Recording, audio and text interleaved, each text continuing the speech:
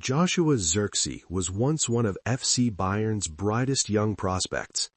On December 19, 2019, at just 18 years old, he made his debut for Bayern's first team.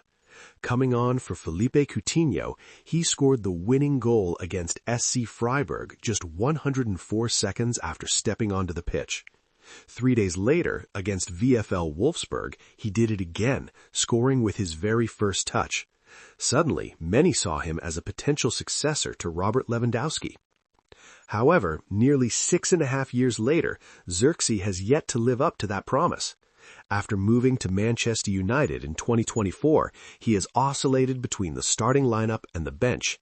Since Michael Carrick became manager, he has played just 28 minutes across 10 Premier League matches, failing to score or assist, while United fight for a top-3 finish and a return to the Champions League.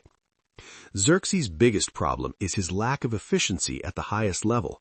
Even before his professional debut, he had failed to score in 13 appearances for Bayern's third-tier team, setting up only 2 goals. In 2020, Johann Sauer, then head of Bayern's youth academy, warned that Joshua sometimes only jumps as high as he absolutely has to, and stressed that he needed more hunger, work ethic, and a drive to score. The following season, Hans Flick publicly criticized him as well. Talent alone isn't always enough. Mentality, attitude, and the unconditional will to show what you're capable of matter just as much. Zirkzee's time in Munich never turned into a success story. He was loaned to Parma Calcio in Italy, but injuries and limited opportunities meant he only made 4 appearances, and the club was relegated from Serie A. So, despite a dream start to his career, Joshua Zirkzee has yet to achieve the success many expected. His story remains a cautionary tale, but one that football fans continue to follow with interest. Hello, football fans. Today we're looking at the latest developments surrounding Borussia Dortmund and German defender Nico Schlotterbeck. Recently, Schlotterbeck has caused a stir with his comments about his contract. Rumors were circulating about an agreement with Dortmund, but the 26-year-old firmly denied them. He said, "We're unfortunately not quite at the stage where a signature is imminent. I negotiated at length with Sebastian Kehl, who is no longer here. I would probably have made a decision in the coming weeks, but the situation has changed, so I need to see how things pan out." According to Bild, Schlotterbeck is reportedly using the uncertainty after Kehl's departure to buy himself more time.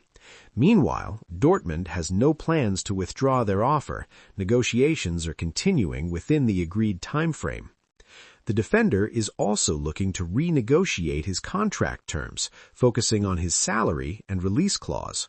Reports suggest an annual salary of 14 million euros and a 60 million euro release clause effective from 2027.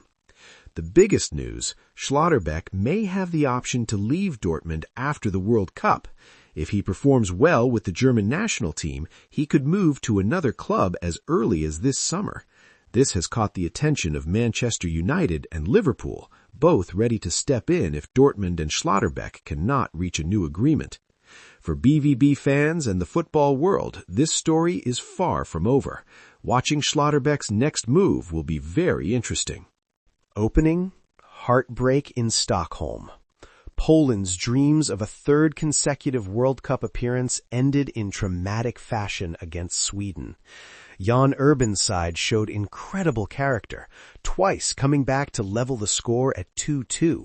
But a late 88th minute strike from Viktor Gyokeres, the Arsenal FC forward, sealed a 3-2 victory for Sweden. Lewandowski's farewell. For Robert Lewandowski, the night was especially painful. Still wearing a protective mask after a February injury, he was seen apologizing to the traveling fans, a moment that resonated across social media. Fans and pundits hailed him as one of football's greatest marksmen. "So sad. He deserved his last World Cup," shared one supporter. "It is a heartbreaking moment for football fans everywhere," added another. Sweden's triumph. While Poland mourned, Sweden celebrated a remarkable turnaround under Graham Potter. Appointed as head coach in October 2025 after a brief stint at West Ham United, Potter guided Sweden back to the World Cup stage for the first time since 2006, ending a long absence from the 2010, 2014, and 2022 tournaments. Sweden now faces a tough Group F with the Netherlands, Japan, and Tunisia. Looking ahead. As for Lewandowski, the football world waits for his next decision. At 37, after 165 caps and a record 89 goals for Poland, the physical and emotional toll of this defeat may mark the end of his international career.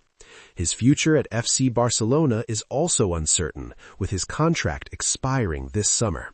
Fans everywhere await the next chapter for one of football's modern legends. Closing, a night of heartbreak, heroics, and historic triumphs. Stockholm will not be forgotten. Today, tension is rising in North London. Tottenham Hotspur are facing a storm both on and off the pitch. A club once aiming for glory now finds itself surrounded by uncertainty, pressure, and growing questions. New head coach Roberto De Zerbi is already at the center of attention.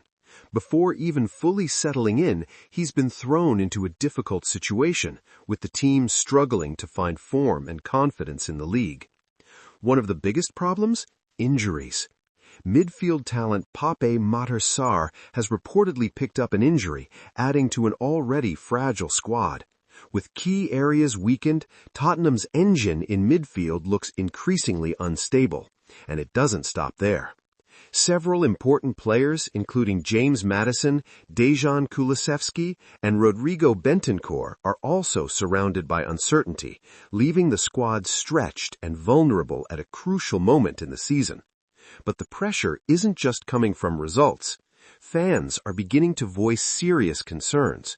Questions are being raised about De Zerbi's decisions and past controversies, creating tension within the fan base even before things fully begin. Now, all eyes turn to the upcoming clash against Sunderland. This is more than just another game. It's a test of character, a test of leadership. Can Tottenham fight their way out of this crisis, or are they heading toward one of the most difficult chapters in their recent history? Only time will tell.